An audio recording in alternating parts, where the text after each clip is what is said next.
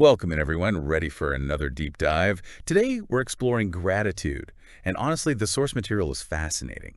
It seems like everyone is craving authentic connection and those simple joys.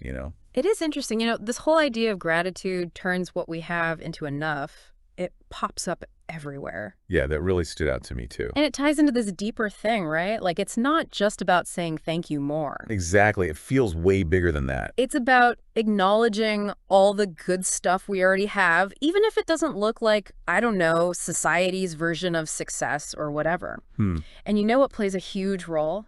Mindfulness. Oh, okay. How so? A bunch of these articles, they say that actually noticing the good things, even tiny ones, it can actually rewire our brain. Really? To be more positive. Yeah. But honestly, that's easier said than done, right? Like Yeah. our brains, they seem wired for negativity. Right. And a lot of studies talk about that. Yeah, I saw those. Some researchers, they think it's about consciously stopping those negative thoughts. So say you're dwelling on what you don't have, right? Ugh, I do that way too much. We all do. But the idea is you immediately shift to something you are grateful for. Oh, I see. Might feel weird at first, but it can become a habit. That makes a lot of sense. This brings up the whole social media Oh, thing. yeah, everyone's talking about that. It's like we're drowning in everyone else's highlight reels, and Yeah. it makes it so hard to appreciate our own messy lives. Exactly. And there's a study you included. It actually shows the link, right? More time on social media, and bam, you feel inadequate. Yeah, I remember that one. Makes you feel like you're not enough, even though you know it's all fake. Totally. And then one article, they talked about finding those little wins in everyday life. Oh, right. They even said messy hair, unmade bed, laundry piling up. Yeah, I love that. Instead of getting annoyed, find the humor, be grateful. Such a good point. It's like those things, they're not failures. They're proof you're actually living. You're not a robot striving for perfection. Exactly. So it's about those little victories, even if it's just getting through your morning without a total meltdown. It is. And researchers call them micro moments of joy. Micro moments. And they can make a huge difference to your happiness. Really? Even something that small. Think about it. Imagine 5 of those moments each day. Okay, yeah. That's 35 a week. Might not last long, but they add up. It's like building a little reserve of positivity, right? Exactly. To help when things get tough. And speaking of spreading positivity, a few sources talked about gratitude being contagious. Oh, yeah, that's a big one. I mean, is that really a thing? It's not just a saying, it's science. Emotional contagion, they call it. Oh, interesting. Think about it. When you're around someone super happy, grateful, don't you feel it too? Yeah, definitely. Like it rubs off on you. There's this story, one friend was talking about laughing with someone, and it just created this wave of joy for everyone. That's exactly it. The memory became this spark. Gratitude spreading outward, affecting not just you, but everyone around you. Wow. But okay, what about when it's the opposite? Like you're stuck in negativity. Can gratitude still be contagious then? Or does it just get lost? That is a great question, and researchers are trying to figure that out. Negativity, it's strong, Yeah. But there's proof that even then, gratitude can make things better. So you're saying it's not about ignoring the bad stuff. Nope.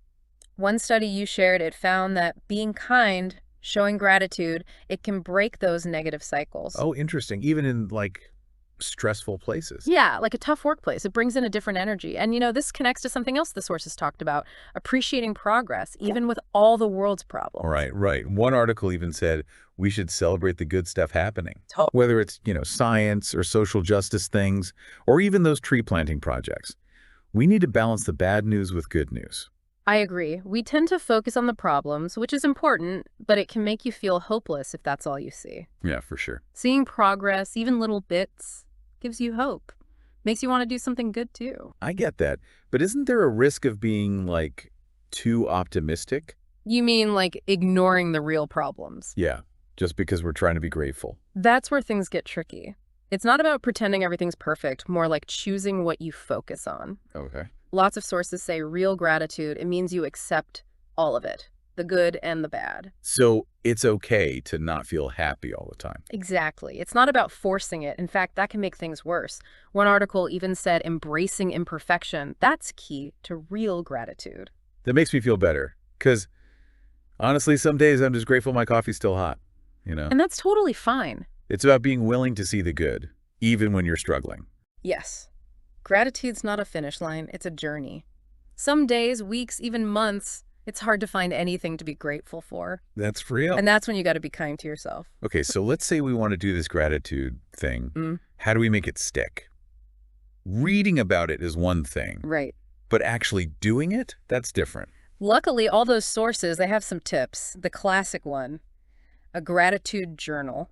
Oh yeah, the journal. Spend a few minutes each day writing what you're thankful for. I've tried that, but I end up writing the same stuff like family, health, my cat.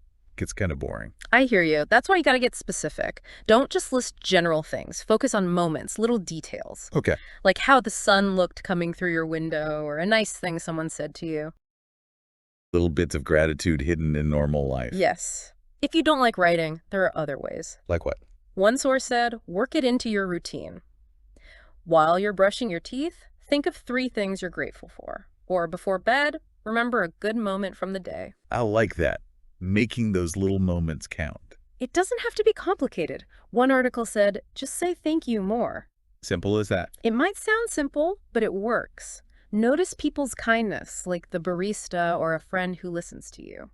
Makes a big difference. So it's not all in your head, it's about expressing it too. Exactly. One of the best ways to do that. Acts of kindness. When you do something nice for someone, it makes you feel more grateful. Oh, right, like that whole contagion thing we talked about. You got it. Spreading gratitude through your actions. So cool. One source even had this challenge. Be part of a gratitude chain reaction. Someone does something nice for you, you pay it forward. I love that idea. Just a beautiful way to spread good vibes. Okay, gotta admit, feeling pretty inspired right now.